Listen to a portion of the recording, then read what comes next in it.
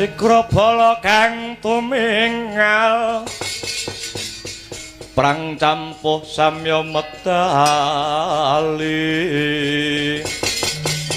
ler tatit wileting kota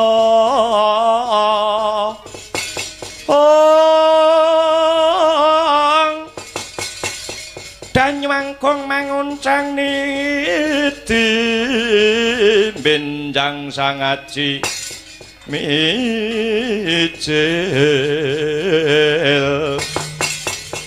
Latinyo ngedale wuwus kutha Surawilaga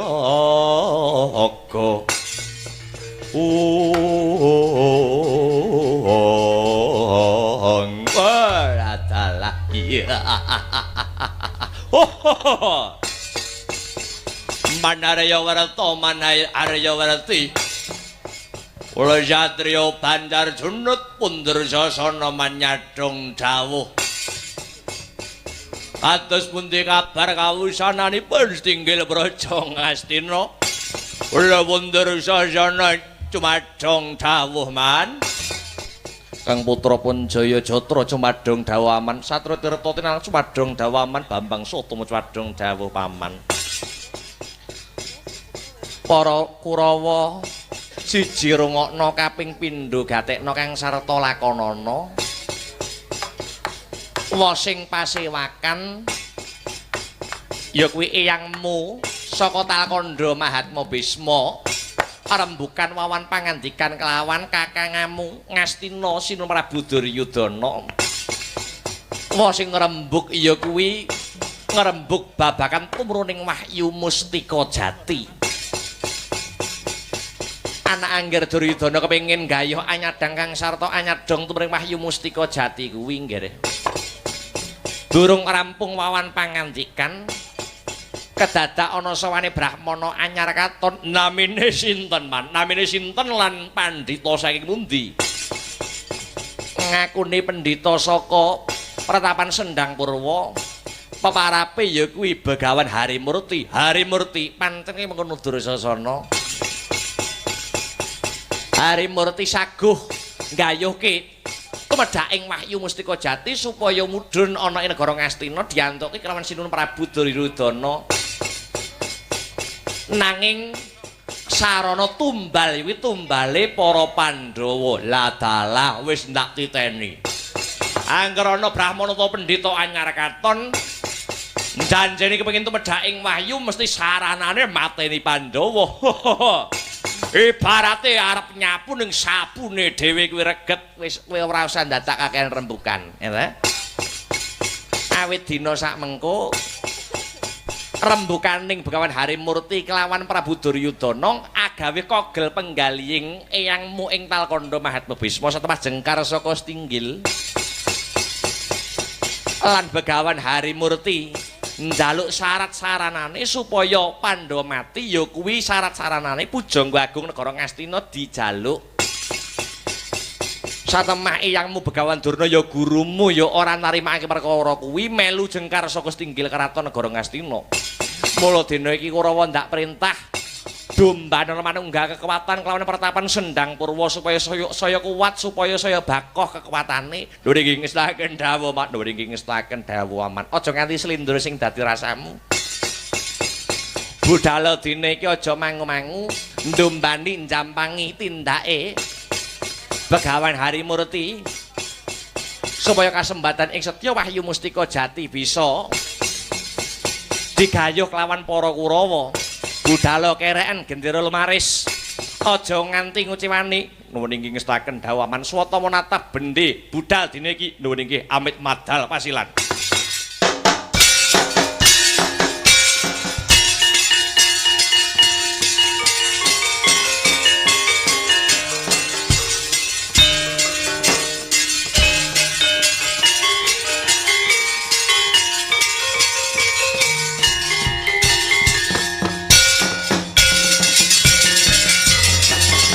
La, yo, la.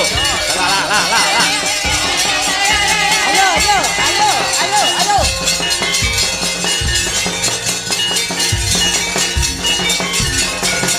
Look.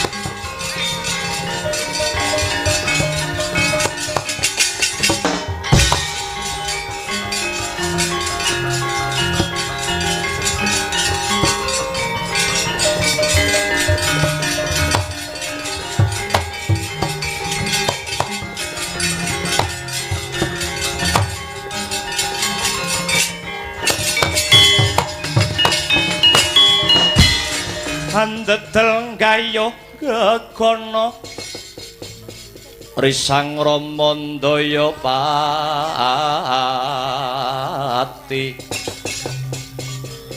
ana yaksa gung cangkrama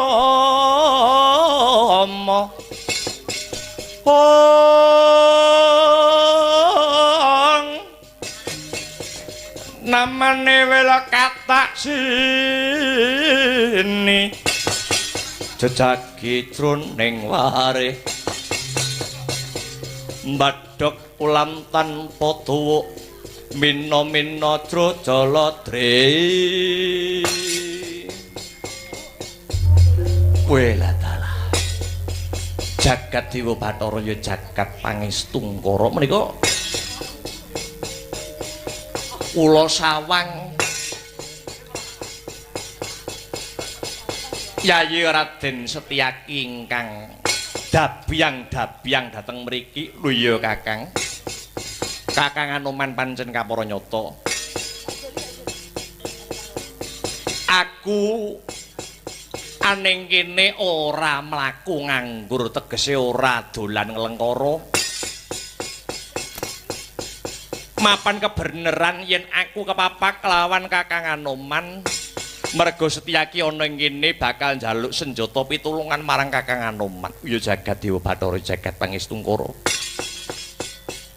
Badhe nyuwun pitulungan menapa? Manggene Kakang Anoman ing dina iki Praja Ndwarawati lagi ilang geden-gedenan.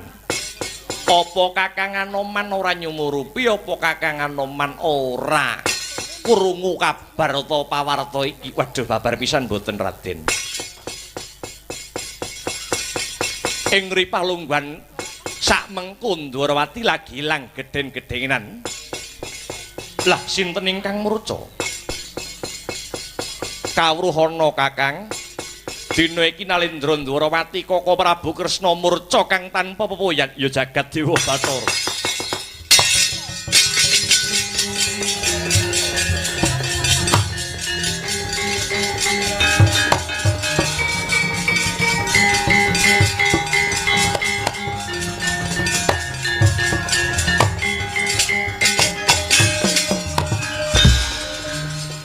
Banjur sapa sing tak sambati, banjur sapa sing tak jaluki colok pepadang ora ana liya kejaba mung Kakang Anoman. Nyuwun sewu nggih nyuwun sewu mboten kok kula nampik paring pambiyantu paduka Raden niku mboten nanging kula menika jejering tiyang sepuh. Nggih.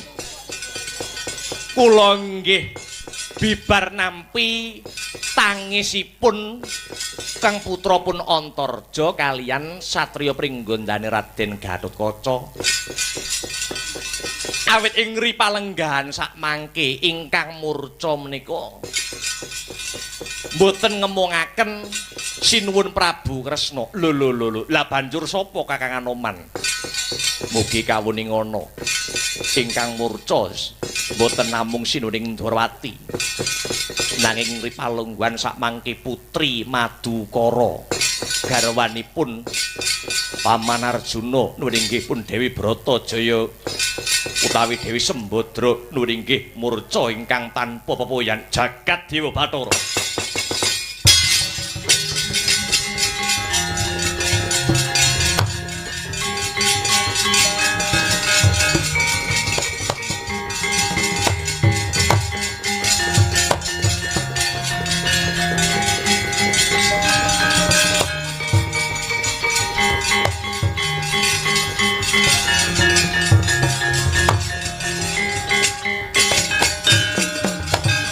Kunjing langit gelap-gelap katon lir gincanging risang maweh gandrung sabarang kadul wukir moyak mayik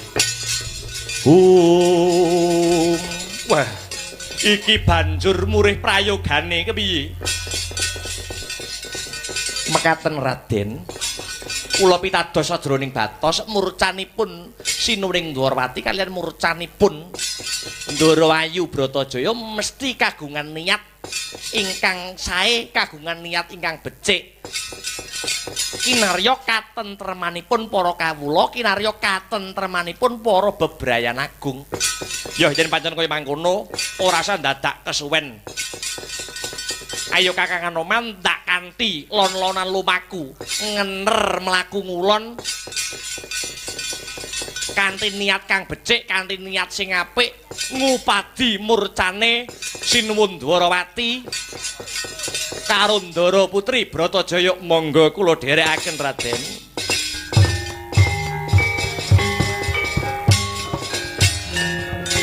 Anoman malumpat sampun kaping miting Nagasari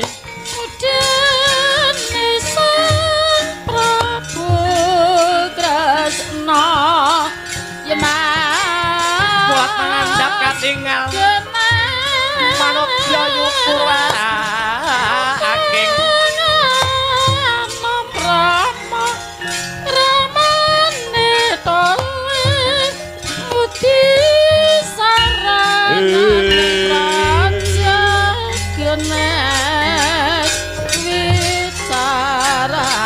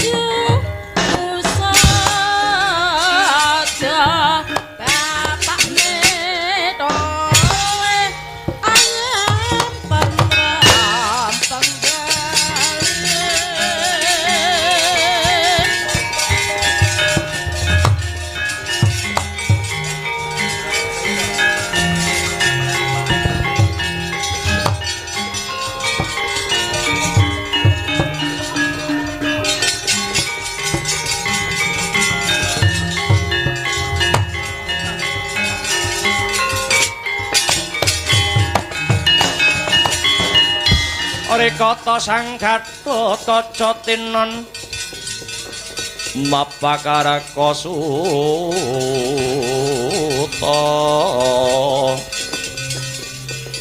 teka pira kresna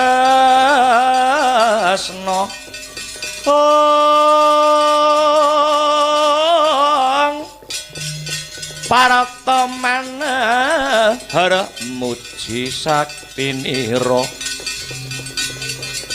paratamana har muji saktinira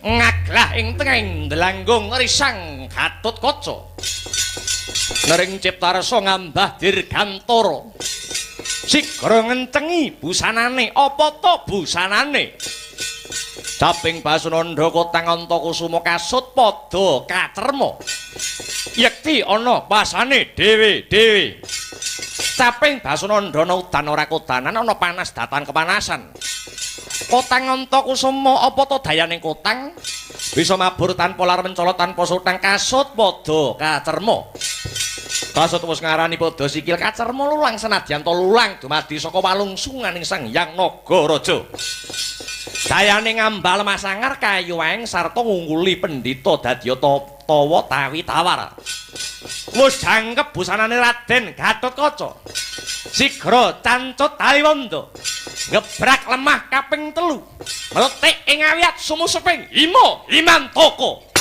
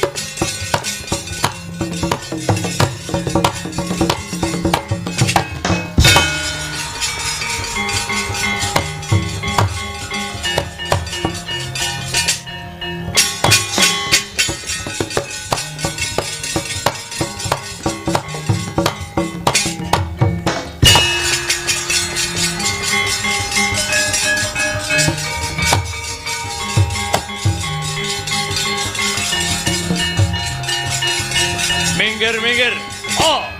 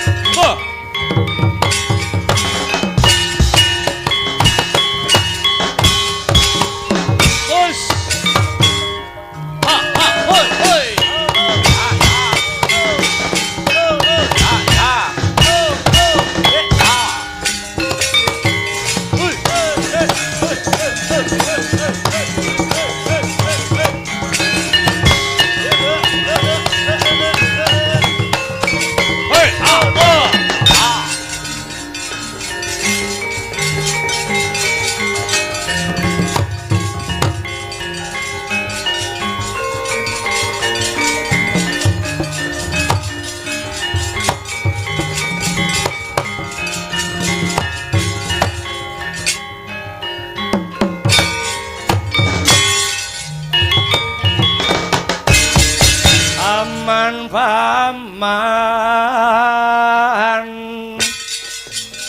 apa wartane ning dalan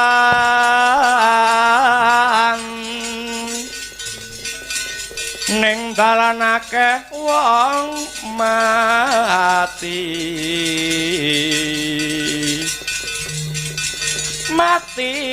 neng apa matine den haniyaya suduk jaja prateng kikir sukmane ilang raga karingan lintre barisan segelar sepapan payunge megar kaya jamur barat tumbaya nyerangap kowe jati angaran sapa cecunduk ing lagu ambuh marang aku kesete Gustiku Prabu Lingga Sugarda saka Praja Pasir Gumelar tumenggung pangkatku jenengku tumenggung Kumandang Garba yo bali takon kowe sapa Pangguling Kiwuh Praja Ndorowati kekasihku Raden Setyaki Singa Mulang Jaya Bima Kunting Ityan Daprimi Yayat jenenge pirang-pirang Sumedya lakumu bakal goleki Pendhawa 5 yen wis ketemu lakon bondo tangane srimpung sikile pocok janggane ora usah dadak melu celeng boloten kebolatengen yen njaluk dawa umurmu luwung minggat saka papan kene sumpahing prajurit ora bakal mundur yen durung dadi kunarepa Bagus Matna Sastra Jendrama teken aji japa mantramu tebah datamu mlengsati kamu kuroni batangmu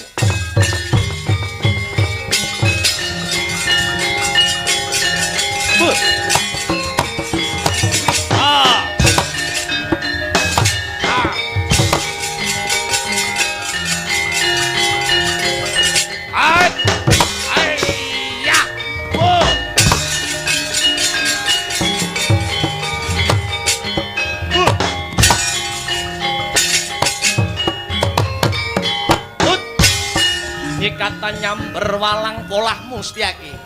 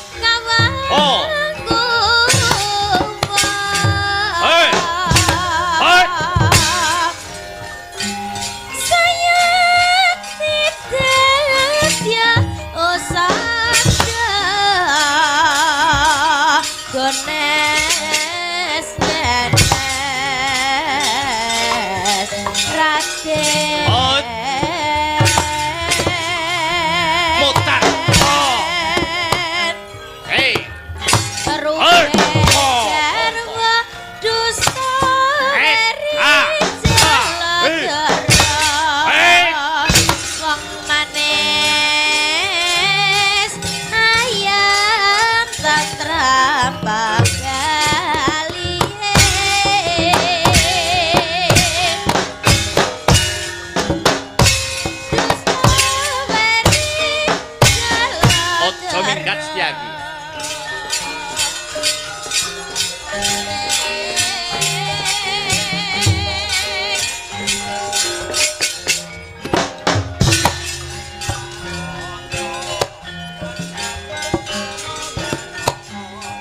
Papat.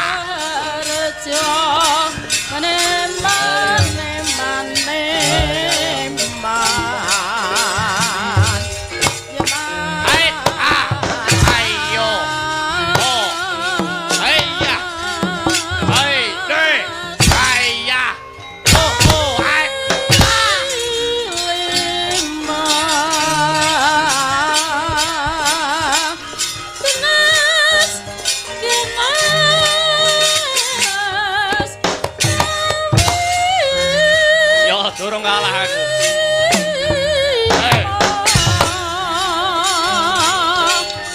Putra. Oi. Priya dayang. Lebah. Sikal sikilmu. Hai. Hei. Hei. Lu. Oh ya. Sila.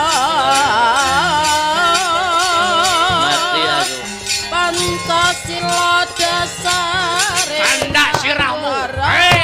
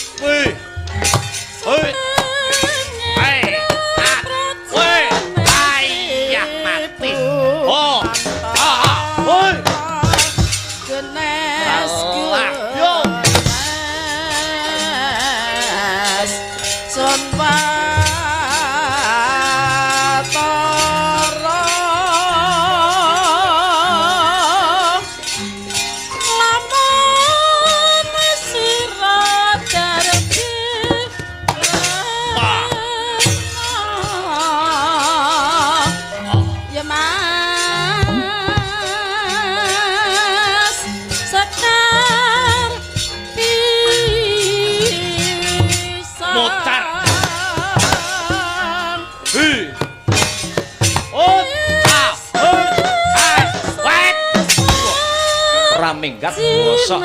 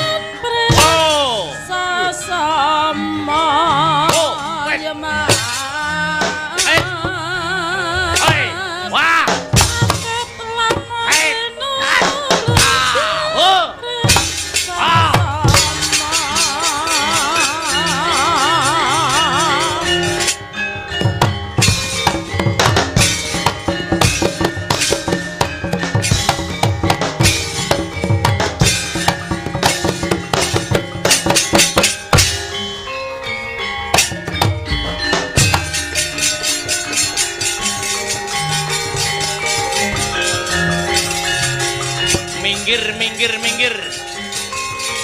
Ho.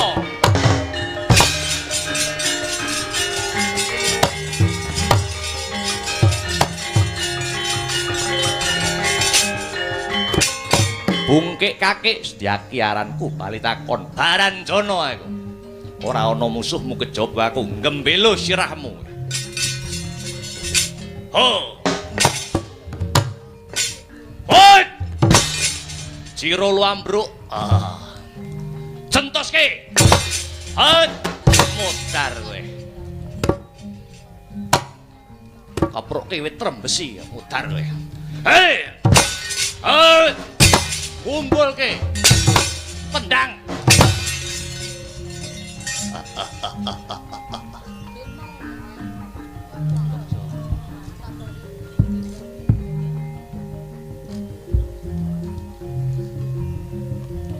Ayo. Udus. Sisik sapa iki? Antarja Maja Prakarsa legane atiku edan. Meletik metu genine yangsat elek. Aduh mati aku. Hat. Aduh. Hat. Hat.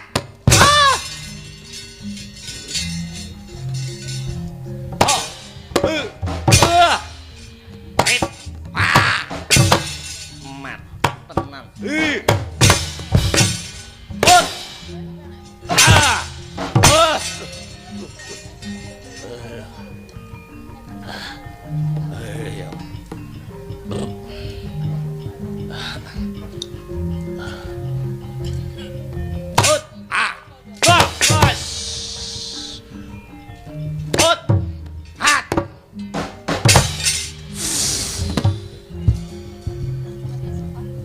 Sembur lonyoh kowe.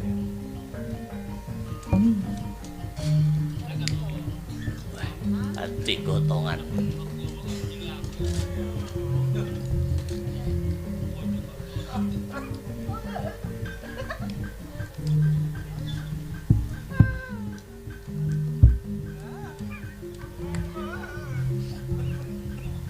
Hai. Hat.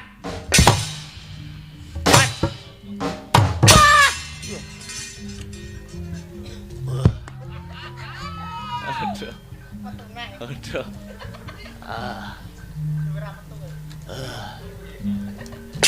Mati. Iki gek lakon apa to Riri?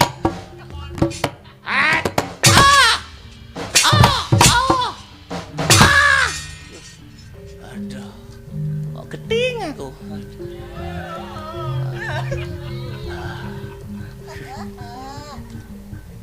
Weo.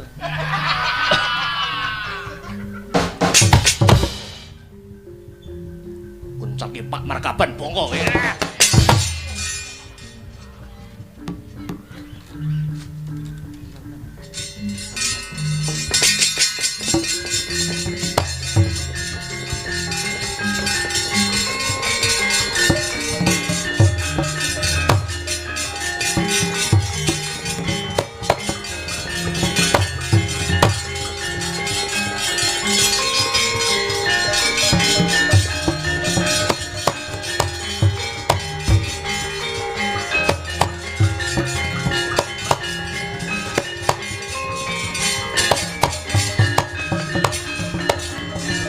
Aprabak sruka branang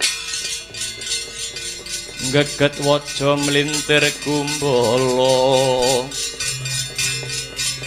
sukal ciling sabto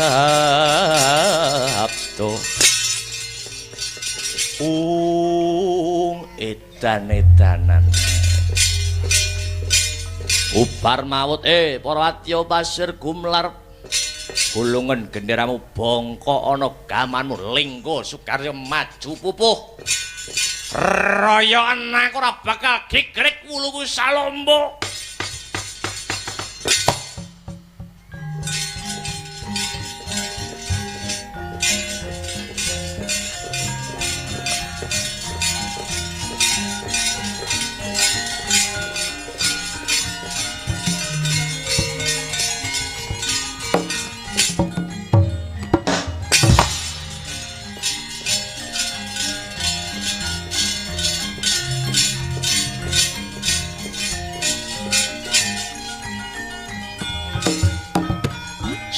Coy.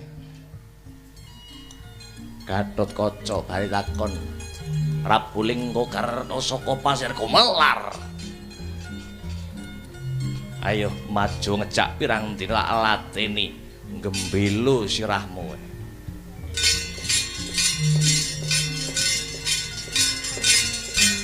Oi. Hei ya. Oh, mutar kowe. Iki. Hei. Hei.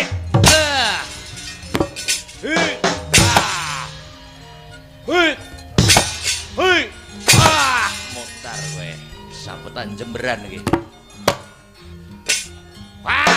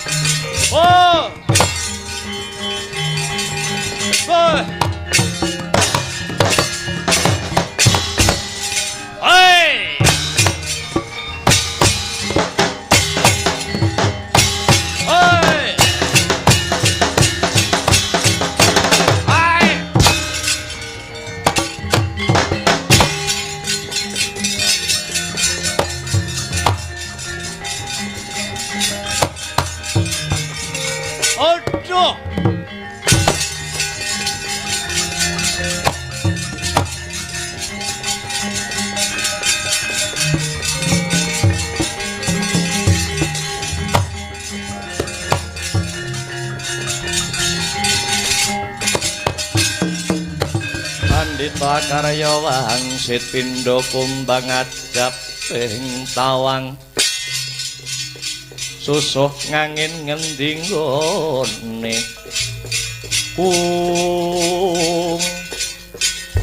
edan muridku sing ndak tresnani Lingga Sugarda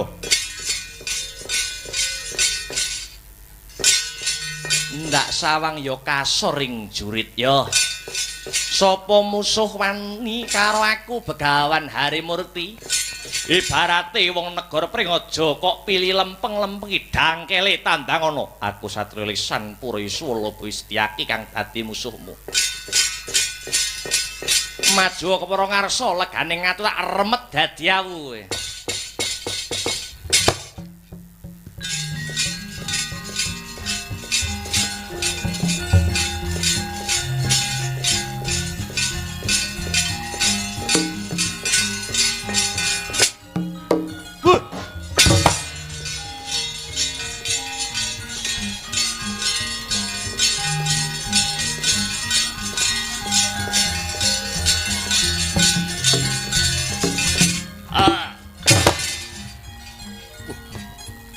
Tos balungi.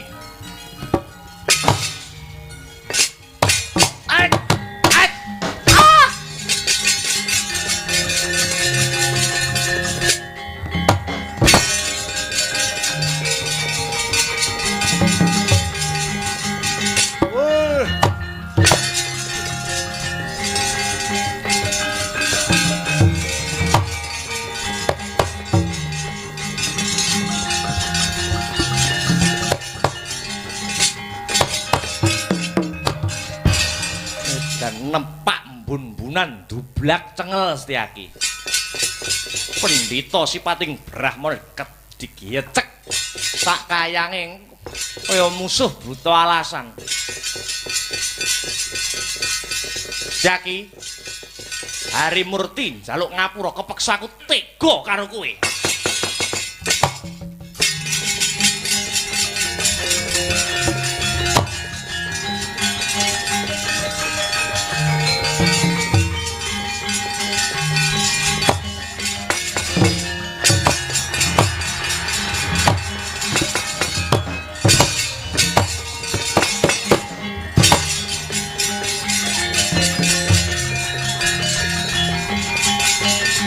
Mati.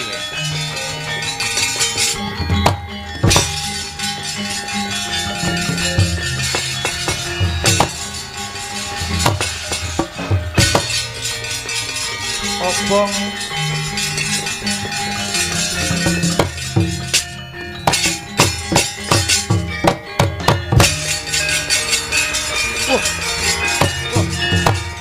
Wah. Mati aku.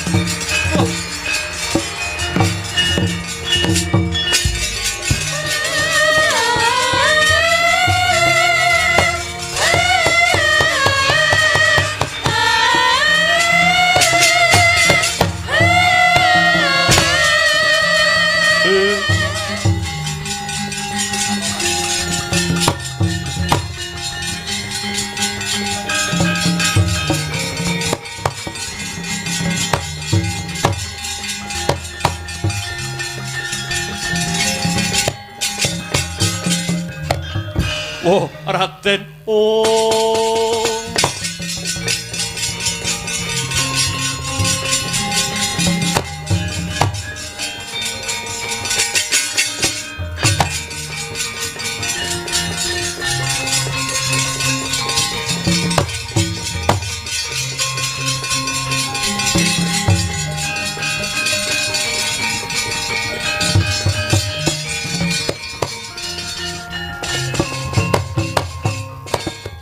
Walah. Anak anggere Gatotkaca Raden Setyaki kadya linala sanotot bebayune dados reca. Waduh. Kok kados mekaten panandhangipun dereng rampung upadi murjanipun Sinuwundarawati kalian Bibek Bratajaya. Lelakon saya peteng mendungi saya ngregemeng kados pundi prayoginipun. Monggo nggir nyimpang dalan kemawon sajakipun Begawan Harimurti winangka ing dewa Cinaketing kelawan Bathara badhe kula bapa Raden Setyaki murih antuk usada nggir.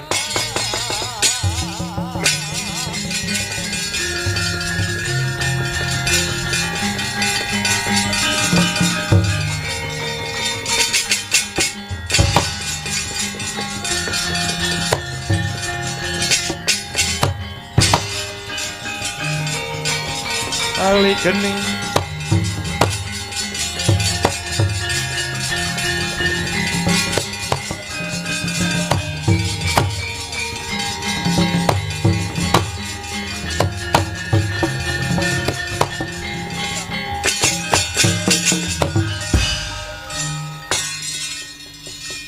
kaki muka kawruhana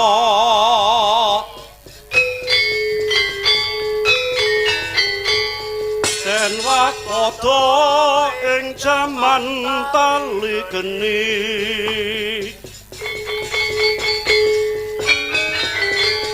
kahanan regu murah kontrangkan tring projanmo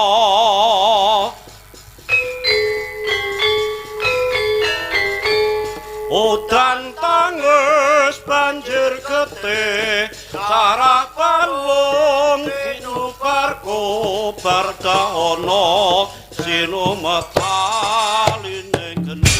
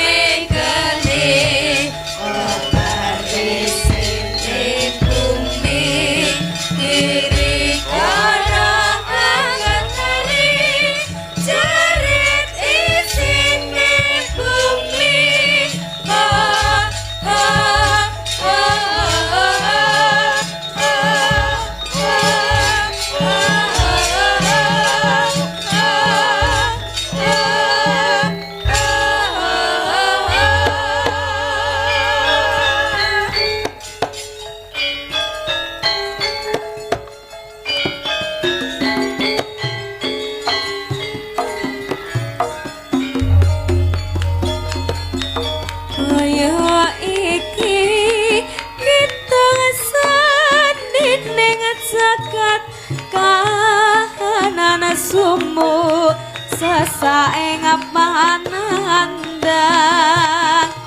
saged ngenget panas makandar-kandar kahanane yo kahanan geni bayagani kuasane yo geni itune geni tumindake geni rakyat geni pemerintah geni banda geni jagat kabeh geni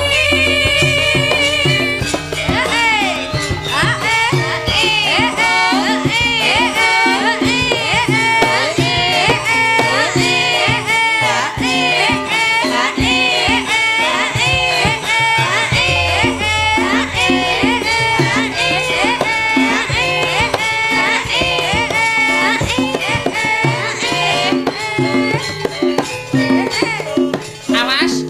Ya. Yo.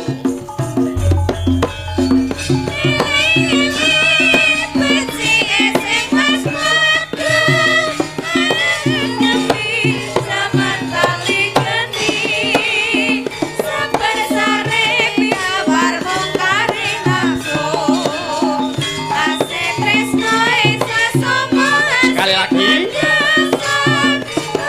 Asik asik.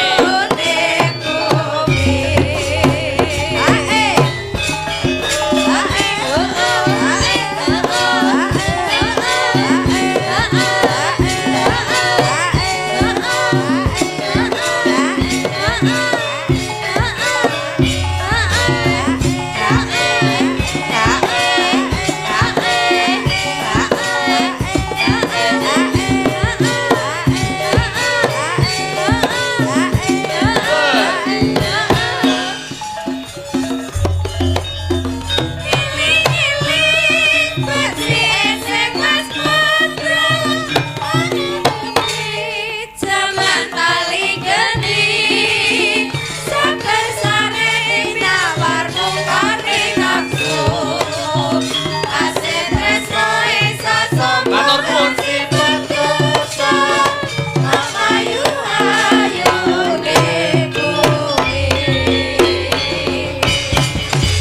Alhamdulillah. Liak-liak waton ketandak sareh-sareh waton pikoleh.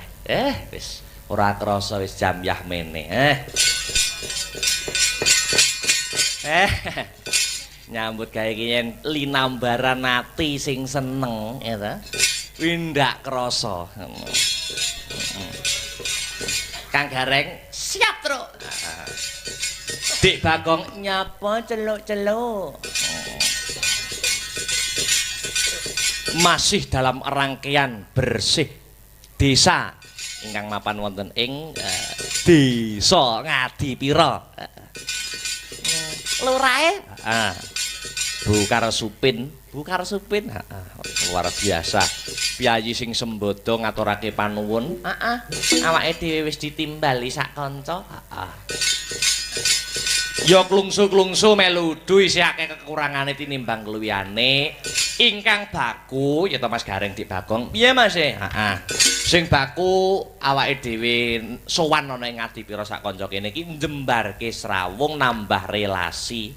Ayo. Alah, ngeraketake sapa keting paseduluran talining silaturahmi kaya dawuh Kanjeng Nabi.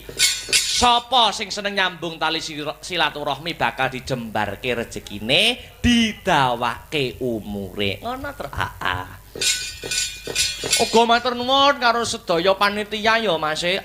Yang pasti juga begitu.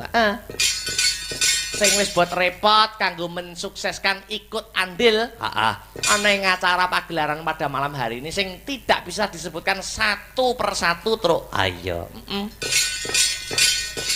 Uga mengeti Agustusan. Luar biasa. Dasare wong Ngadipira iki hebat luar biasa yen antusiase karo kabudayaan, ya ta? Bersih desa kuwi dudu syariating agama, ning kuwi tradisi turun temurun. Ngono ha. Yen ning Islam ning agama ki hukume tradisi piye, Truk? Waton ora tabrakan karo hukume agama, monggo sah-sah wae. Apa meneh wayang kuwi mbiyen kinarya media ya toh sebagai sarana media kanggo njeng Sunan Kalijaga anggone nyiarake utawa nyebarake agama Islam ana ing Nuswantara ngono ha. Biyen ndak iso Kang Gareng nganggo dakwah sing model saiki ning mimbar-mimbar ya. Ning nganggo budaya oh ngono budayane wayang nganggo gamelan nganggo tembang-tembang Jawa iki satemah biyen cara biyen menungso saya tertarik manjing marang agama Islam maca 2 kalimah syahadat ngono mergo iki yen ditarik benang merah wayang mono si filosofine ya akeh banget ya ta ceritane iki wayang ki sewengi muput Ki Amar Ma'ruf